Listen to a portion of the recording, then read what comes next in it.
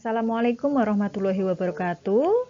Baik, berjumpa lagi dengan saya dalam mata kuliah Manajemen Proyek Teknologi Informasi. Semoga masih tetap semangat setelah teman-teman memasuki masa-masa UTS gitu ya. Seperti biasa, sebelum kita mulai perkuliahan, silakan dimanapun teman-teman berada, mulai terlebih dahulu dengan berdoa, agar apapun yang akan kita pelajari bisa bermanfaat dan memberikan kebaikan untuk kita semua. Seperti minggu lalu, saya tidak akan bosan untuk mengingatkan bahwa ini adalah luaran proyek dari teman-teman semua. Selesai mata kuliah ini, teman-teman perlu mempersiapkan beberapa dokumen. Bisa dilihat dari 1 sampai 11, selain juga dengan luaran berupa sistem informasi yang sudah menjadi studi kasus kalian. Berikut adalah capaian pembelajaran yang perlu saya sampaikan untuk pertemuan hari ini, yaitu memahami area pengetahuan manajemen proyek. Untuk kali ini topiknya adalah Project Quality Management. Berkaitan dengan area pengetahuan, saya akan selalu menampilkan slide ini. Untuk kesempatan kali ini kita akan belajar pada area nomor 8, yaitu Project Quality Management, di mana pada area ini gitu ya, proses yang terkait ada di planning, executing, dan juga monitoring. Baik, saya akan selalu memulai suatu pembelajaran dengan memaparkan apa pentingnya itu untuk dipelajari. Oke, Project Quality Management. Masih ingat untuk Project Quality Management ini terkait dengan apa? Ya, salah satu dari sasaran proyek adalah quality, di mana kualitas sendiri akan terbentuk ketika 3 batasan proyek, yaitu time, cost, dan scope terpenuhi dengan baik. Sehingga kenapa Project Quality Management menjadi penting? Karena memang tujuan akhir dari sebuah pengembangan proyek adalah menghasilkan produk yang berkualitas.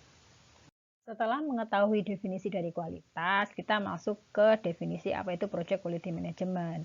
Secara garis besar, manajemen kualitas proyek dalam bahasa Indonesianya mencakup proses-proses yang dibutuhkan untuk apa? Untuk memastikan bahwa proyek akan memenuhi kebutuhan yang telah menjadi alasan kenapa sebuah proyek dikerjakan. Intinya adalah bagaimana kualitas ataupun spesifikasi kebutuhan yang telah ditetapkan di awal tadi bisa benar-benar terwujud. Itulah Project Quality Management. Sesuai dengan PMBOK, maka proses dalam Project Quality Management ada 3 hal, yaitu Plan Quality Management, yang kedua adalah Manage Quality, dan yang ketiga adalah Control Quality. Pada proses pertama, para pengembang perlu mendefinisikan standar-standar apa yang akan digunakan untuk mendefinisikan kualitas. Sehingga di bagian ini akan dibuatlah yang namanya quality matrix.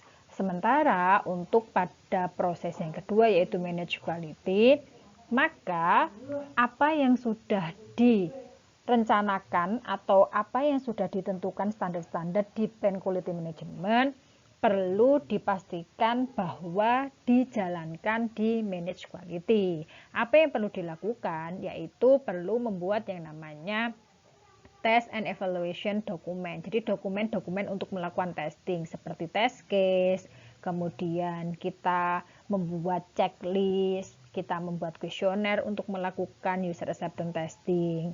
Nah, untuk di proses yang ketiga, yaitu control quality, kita akan melakukan pengukuran terhadap kualitas yang sudah kita tentukan.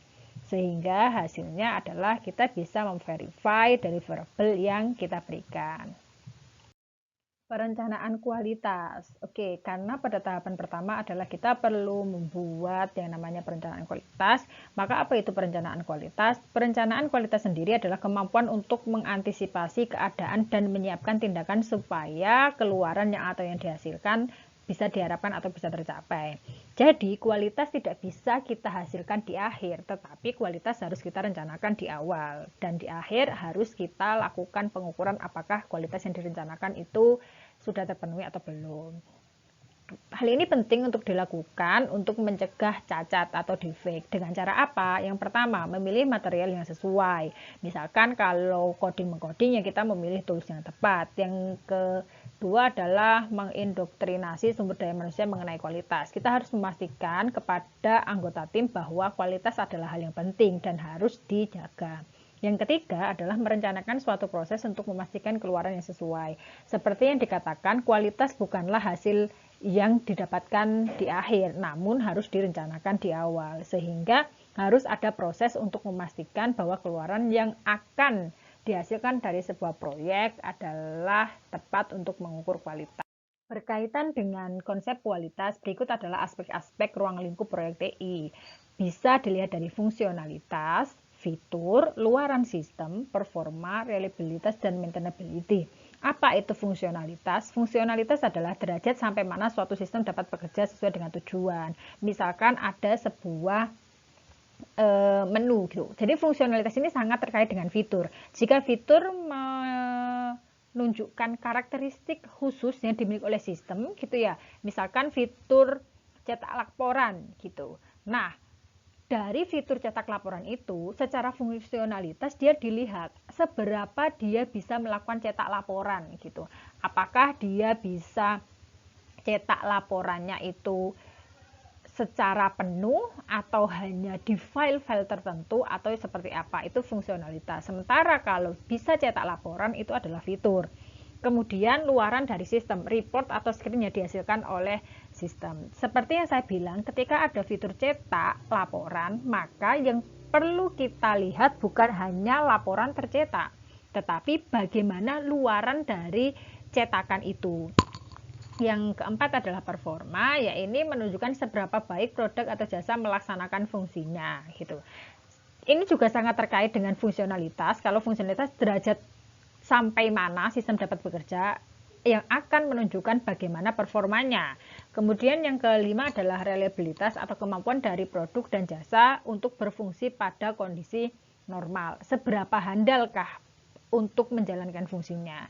Kemudian yang terakhir adalah terkait dengan pemeliharaan atau maintainability, kemampuan yang mengacu pada seberapa mudah sih produk itu untuk dipelihara gitu. Kan produk tidak hanya sekali dipakai terus dibuang, tetapi harapannya produk bisa dipakai secara berkelanjutan sehingga harus bisa dipelihara.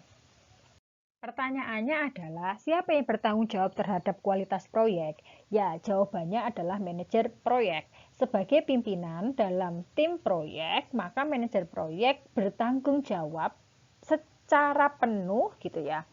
Tanggung jawab utamanya dari manajemen kualitas pada proyek yang ditangani. Memang untuk proses pelaksanaannya akan dibantu dengan mungkin sistem analis ataupun juga dengan programmer. Tetapi ketika terjadi sesuatu, misalkan sistem tidak jalan dan yang lainnya, maka klien akan komplainnya ke manajer proyek. Sehingga mau tidak mau manajer proyek bukan hanya sebagai mandor ya, tetapi manajemen proyek harus memastikan bahwa kualitas memang diterapkan dalam pengerjaan proyek dan kualitas dari produk benar-benar tercapai.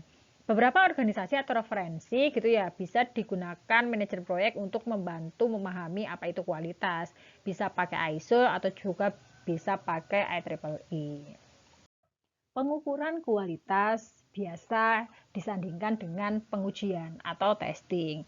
Nah, namun sebagian pekerja IT menganggap bahwa pengujian hanya dilakukan di tahap akhir pengembangan produk atau ketika produk sudah jadi. Sesungguhnya yang benar adalah pengujian seharusnya dilakukan di hampir setiap fase gitu ya. Seperti yang saya katakan bahwa bentuk pengujiannya mungkin tidak seperti ketika produk jadi terus di testing gitu ya, apa jalan atau tidak, tetapi pengujian itu dilakukan di semua tahap, mulai dari misalkan analisa kebutuhan. Kita harus benar-benar melakukan konfirmasi terlebih dahulu pada klien, benar tidak seperti ini, benar tidak kebutuhannya ini, sehingga ketika nanti sudah jadi produknya tidak ada yang namanya loh kok kurang kayak gini, loh saya kemarin nggak minta ini, sehingga testing harusnya dilakukan di hampir setiap fase. Pengujian yang hanya melihat seberapa berfungsi sebuah fitur tidaklah cukup. Tetapi seperti yang diketahui bahwa konsep dari kualitas definisinya ada dua, yaitu pemenuhan spesifikasi dan juga kelayakan penggunaan. Sehingga pengguna sebagai orang yang akan menggunakan produk pada nantinya sangat diperlukan untuk ikut andil. Sehingga kalau pengujiannya hanya lewat testing gitu ya, black box testing misalkan, itu tidaklah cukup. Karena gitu ya, pengujian tidak cukup hanya untuk mencegah defect. Karena satu, ketika kita melakukan pengujian itu hanya dari pihak kita, sementara klien atau user pada akhirnya nanti akan punya banyak cara untuk melakukan atau menggunakan aplikasi. Dan itu, cara-cara itu sangat bisa tidak tertebak. Perlu adanya koordinasi pengujian secara real gitu ya, bukan dengan data dummy, karena itu akan memunculkan hal-hal yang baru gitu. Nah, jika pengujian saja tidak cukup, maka bagaimana cara meningkatkan kualitas proyek TI? Ada beberapa hal yang bisa dilakukan. Yang pertama, perlu menyusun dan menetapkan kepemimpinan yang menekankan pada kualitas. Sekali lagi saya bilang bahwa proyek adalah kumpulan orang-orang tim gitu ya, yang bekerja bersama-sama untuk menghasilkan suatu produk tertentu. Nah, dalam suatu tim perlu kiranya ada pemimpin yang memiliki jiwa kepemimpinan yang baik. Tentunya harus menekankan pada kualitas adalah sesuatu yang penting.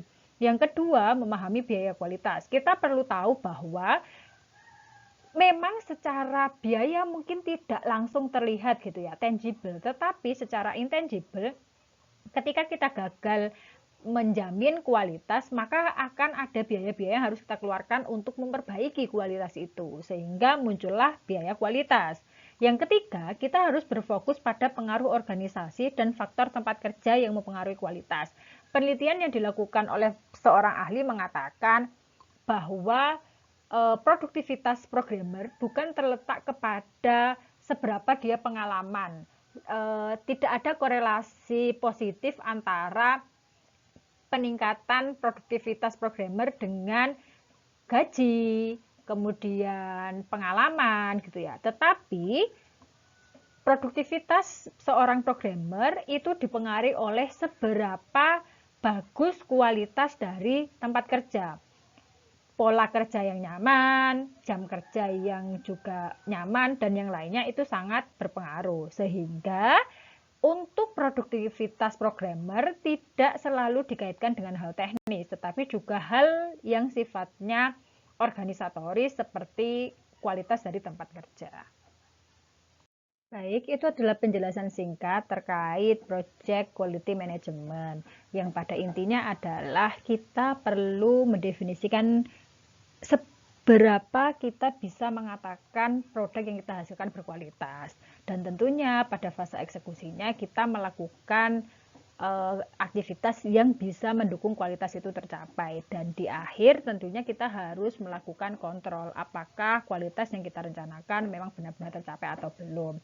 Ketika belum, maka ada tanggung jawab dari tim proyek untuk melakukan perbaikan agar apa yang sudah didefinisikan di awal itu bisa terpenuhi.